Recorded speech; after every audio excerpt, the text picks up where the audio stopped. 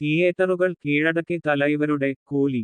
ഗംഭീര പ്രതികരണമാണ് ചിത്രത്തിന് ആഗോളതലത്തിൽ ആരാധകരുടെ ഭാഗത്ത് നിന്നും ലഭിക്കുന്നത്.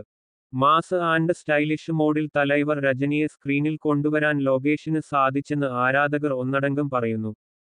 അനിരുദ്ധിന്റെ BGM കൂടി ഇതിന് പശ്ചാത്തലമാകുന്നതോടെ ആരാധകരുടെ ആവേശവും കൂടി. സൗബിന്റെ അഭിനയവും ആരാധകർ ഏറ്റെടുത്തിട്ടുണ്ട്. അതേസമയം ചിത്രം ഒരു ആവറേജ് ആണെന്നും അഭിപ്രായം ചിലയിടത്ത് ഉയരുന്നുണ്ട്.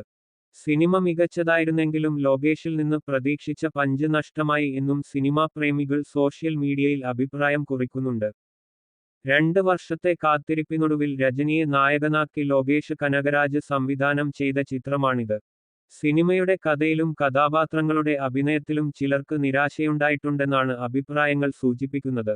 രണ്ടാം പകുതി നിരാശപ്പെടുത്തിയെന്നും കഥയേക്കാൾ കൂടുതൽ കഥാപാത്രങ്ങളെ സൃഷ്ടിക്കുന്നതിലാണ് സംവിധായകൻ ശ്രദ്ധിച്ചതെന്നും മറ്റ് ചിലര് പറയുന്നു. അനിരുദ്ധിന്റെ സംഗീതം മികച്ചതായിരുന്നുവെന്ന അഭിപ്രായം ഭൂരിഭാഗം ആളുകളും പങ്കുവെക്കുന്നുണ്ട്.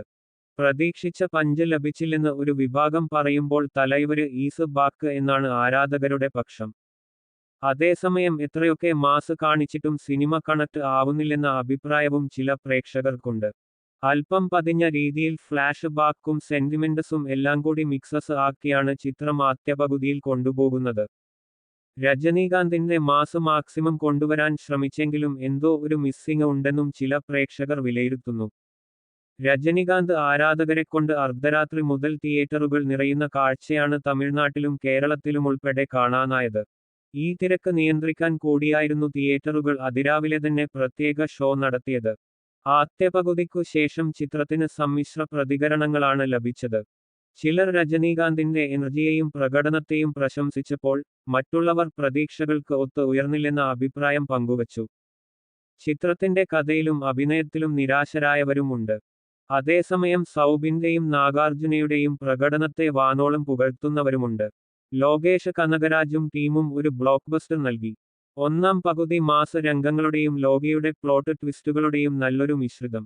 കോളിവുഡിലെ ഏറ്റവും മികച്ച ഏജിങ്ങുകളിൽ ഒന്ന്. രണ്ടാം പകുതിയിലെ മാസ് രംഗങ്ങൾ മികച്ച രീതിയിൽ വിജയിച്ചു എന്നാണ് ഒരാൾ എക്സിൽ കുറിച്ചത്. കഥ നീണ്ടുപോയി, ആക്ഷൻ രംഗങ്ങൾ മടുപ്പിച്ചു, കാത്തിരുന്ന മാജിക് ഒട്ടും കാണാനില്ലായിരുന്നുവെന്നും ഒരു ആരാധകൻ പ്രതികരിച്ചു.